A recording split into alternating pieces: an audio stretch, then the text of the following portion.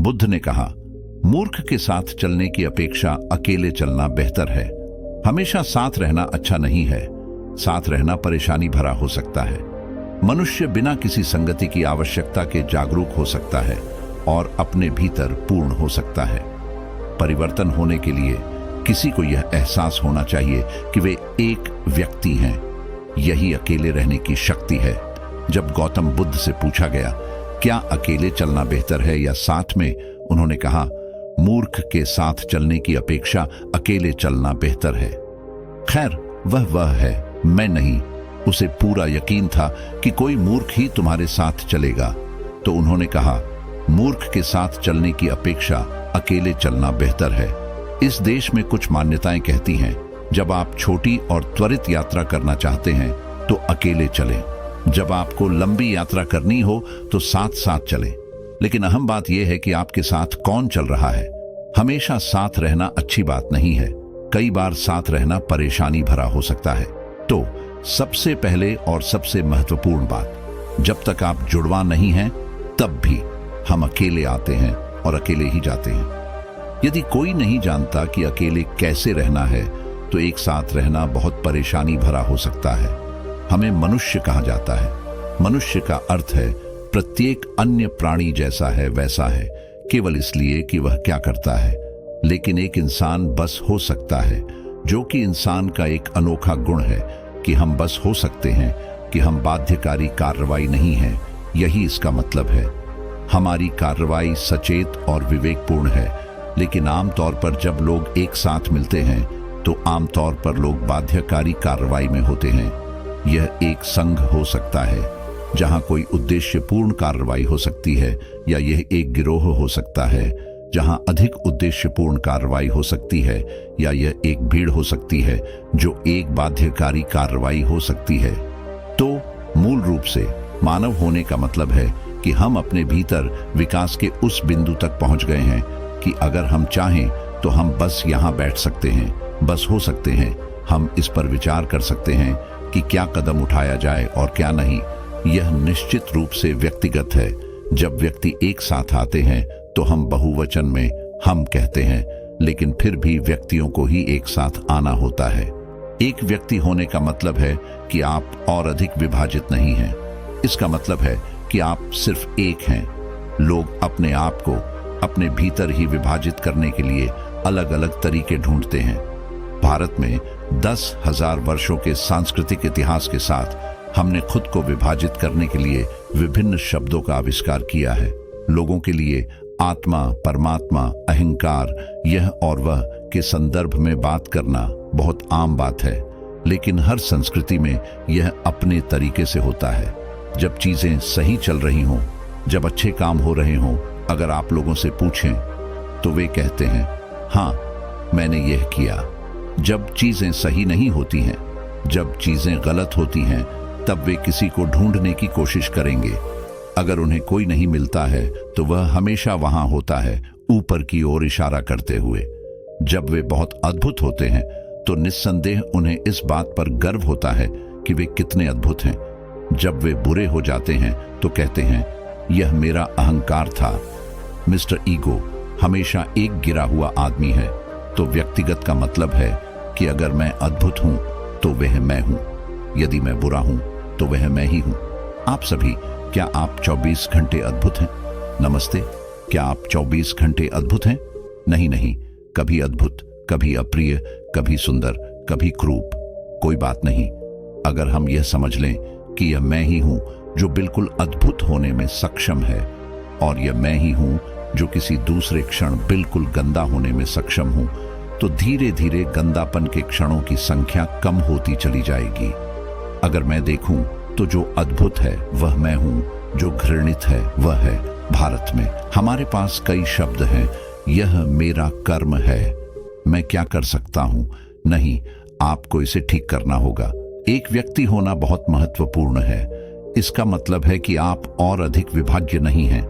अगर मैं अद्भुत हूं तो वह मैं हूं, यदि मैं बुरा हूं तो वह मैं ही हूं, अगर मैं सफल हुआ तो वह मैं ही हूं, यदि मैं असफल होता हूं तो वह मैं ही हूं। आपको इसे ठीक करना होगा। मैं आपसे बस एक सरल प्रश्न पूछ रहा हूं, इस स्वयं के भीतर कितने लोग हैं? नमस्ते, आपके भीतर कितने लोग हैं? 1, 2, केवल 1। यदि आप 1 हैं तो आप सामान्य इंसान हैं। यदि आप 1 से अधिक हैं तो आप या तो सिजोफ्रेनिक हैं या आप ग्रसित हैं। आपको या तो मनोचिकित्सक की जरूरत है या ओझा की। लेकिन आप देखेंगे कि जब भी चीजें सही नहीं होंगी, कोई दूसरा आदमी कहीं से आ जाएगा। तो एक व्यक्ति बनने का मतलब है कि आपने उन सभी पॉपअप को खत्म कर दिया और कहा, यह मैं हूं। ये जो मैं हूं, इसके कई आयाम हैं। यदि मैं यह नहीं देखता कि यह एक व्यक्ति है, मैं इसे और विभाजित नहीं कर सकता, तो परिवर्तन नहीं होगा। अगर परिवर्तन नहीं हुआ तो उस राज्य में लोग एक साथ आ जाएंगे तो समाधान से ज्यादा गड़बड़ी होगी। सभी प्राणी एक साथ घूमते हैं, चाहे वह विभिन्न जंगली जीव हों, उनमें से अधिकांश एक साथ घूमते हैं। यहां तक कि जो बंदर भी हमसे एक कदम पीछे हैं, वे भी झुंड में हैं। ये केवल इंसान ही है जो अकेले बैठ सकता है और खुद को बदल सकता है, क्योंकि यह इंसान होने का विशेषाधिकार है कि हम बस बन सकते हैं। इसीलिए तो तुम मनुष्य कहलाते हो। आप होने में सक्षम हैं। आप गतिविधि की बाध्यकारी स्थिति में नहीं हैं। यदि आप चाहें तो सचेत रूप से आप विकसित हो सकते हैं। आज शाम आप विकसित हो सकते हैं यदि आप इच्छुक हों। इसमें 10 लाख वर्ष नहीं लगते, क्योंकि हमारा विकास अब जैविक नहीं है, हमारा विकास सचेतन है। प्रत्येक अन्य प्राणी के लिए यह निश्चित है। प्रकृति ने 2 रेखाएं तय की हैं, जिनके भीतर हर दूसरा प्राणी रहता और आता जाता है। लेकिन एक बार जब आप एक इंसान के रूप में आ गए, तो केवल निचली रेखा होती है, कोई ऊपरी रेखा नहीं होती। कोई इंसान कैसा बन सकता है, इसकी कोई सीमा नहीं है। इसलिए इससे पहले कि हम खुद को लोगों के साथ जोड़ें, यह अच्छा होगा हर दिन सुबह या अपने जीवन की एक निश्चित अवधि में अगर कोई खुद के साथ थोड़ा समय बिताने के लिए निकल जाए और देखें कि कैसे, किन तरीकों से यह थोड़ा बेहतर हो सकता है। जिस तरह से यह कल था, उससे कहीं अधिक। यह जिंदगी जो कल थी, उससे थोड़ी बेहतर जिंदगी कैसे हो सकती है? क्योंकि ज्यादातर लोग अपनी जरूरतों के लिए एक साथ आ रहे हैं। जरूरतें पूरी करने के लिए लोग एक साथ आते हैं। कुछ लोग किसी उद्देश्य या मकसद को पूरा करने के लिए एक साथ आते हैं। कुछ लोग खाने, पीने और साथ रहने के लिए एक साथ आते हैं, क्योंकि वे अकेले नहीं रह सकते। ये कुछ ऐसा है जो हर इंसान को करना चाहिए। एक निश्चित अवधि में आप एक काम करें, सिर्फ 24 घंटे हर चीज से ब्रेक लें।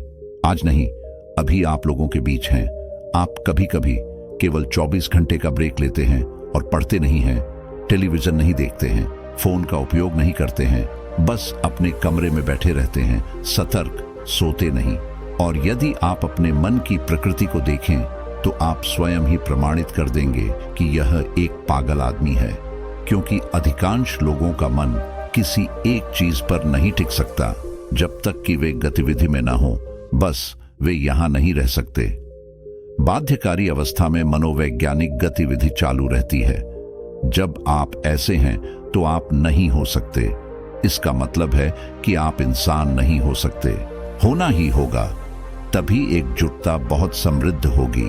यदि आप जानते हैं कि अकेले कैसे रहना है, तो एक साथ आना बेहद फायदेमंद और जबरदस्त मूल्य होगा। इसका मतलब है कि हम सचेत रूप से एक साथ आए हैं। तो दोस्तों, अभी जाने हैं कि अकेले रहने की ताकत क्या है। अब जानेंगे अकेले खुश रहने की कला क्या है। चलिए शुरू करते हैं।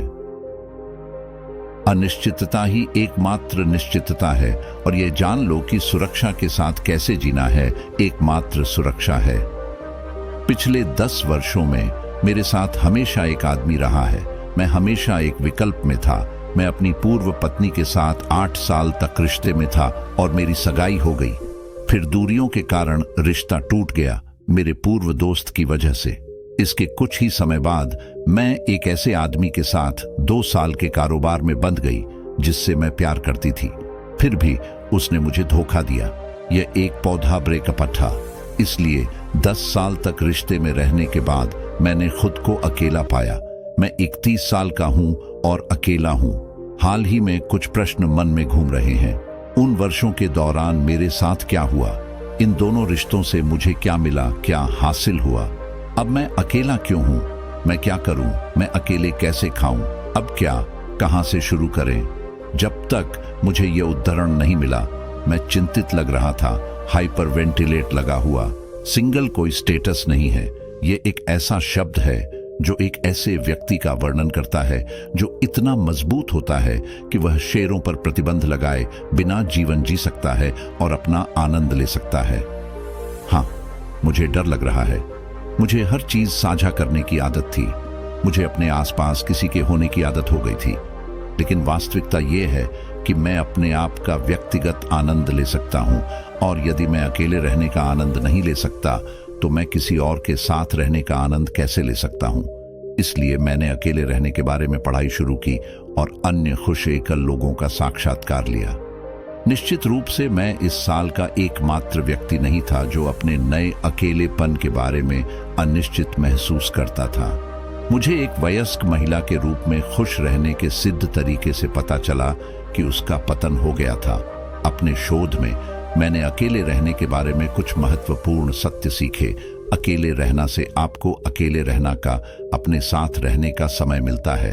अंततः मेरे लिए कुछ समय ये खुद से एसोसिएशन का समय है, एक ऐसा समय जहां मैं खुद से बात कर सकता हूं, उन सभी प्रश्नों और उत्तरों पर बहस कर सकता हूं जो मेरे दिमाग में घूम रहे हैं। यह ध्यान का समय है, यह स्वीकार करने और जाने देने का समय है जो मुझे दूसरा बिंदु पर भेजा गया है। यदि आपके पास अतीत नहीं है तो आप कभी भी वर्तमान के बारे में नहीं जानेंगे।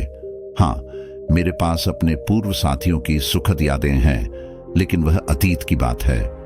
मुझे पता है कि मैं उन यादों को हमेशा संजो कर रखूंगा, लेकिन मुझे आज के लिए फिल्म और कल की योजना बनाने के लिए अपनी छड़ी बंद करनी होगी।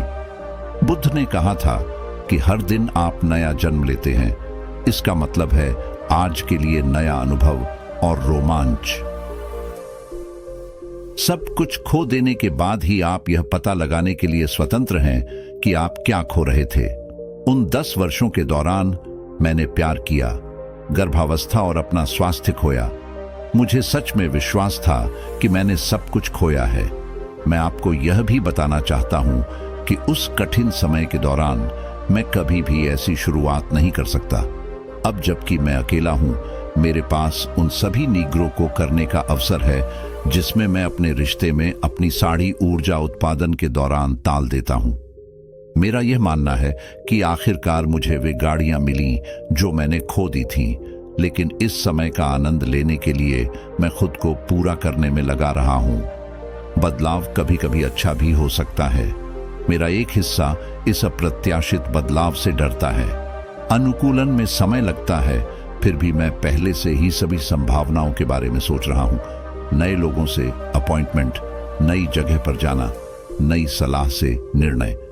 कभी कभी परिवर्तन हमारे लिए सबसे अच्छी चीज होती है, क्योंकि यह हमारे लिए नई सुविधा और वातावरण के लिए सुरक्षा प्रदान करती है। घृणा को घृणा से खत्म नहीं किया जा सकता नहीं है, बल्कि इसे प्रेम से ही खत्म किया जा सकता है, और जो किया है प्राकृतिक सत्य है। लेकिन मुझे किसी सदमा ने नहीं सोचा, जितनी किताबें मुझे पता है कि मैं फिर से कितने भी अच्छे प्रवचन सुन है कि अगला कोई फायदा नहीं संजोएगा जब तक कि सम्मान से पेश आएगा। अपने जीवन में प्यार के प्रति खुलापन सिर्फ जो 50 लोगों से प्रेम करने के बारे में, उसके 50 संकट जीवन के प्रति खुले जो किसी से प्रेम नहीं करता, भले ही आप अकेले एक भी संकट आपके पास एड्रेस किसी विवाद में हम जैसे ही क्रोधित होते हैं, कहा हम सच का माना छोड़ देते हैं नहीं है और अपने लिए प्रयास करने लगते हैं। ऐसे अन्य बुराई होनी चाहिए ताकि अच्छाई उसके ऊपर अपनी पवित्रता साबित कर सके। उदाहरण वह जो 50 लोगों से प्रेम करता है, ये मुझे चेहरे पर एक तमाचा जैसा लगा। वो जो मेरे दोस्त को याद है कि मैं अभी भी खड़ा, एक भी संकट अभी भी सांस ले रहा हूँ। मेरे लिए अभी भी बहुत सारे साड़ी ड्रॉप हैं।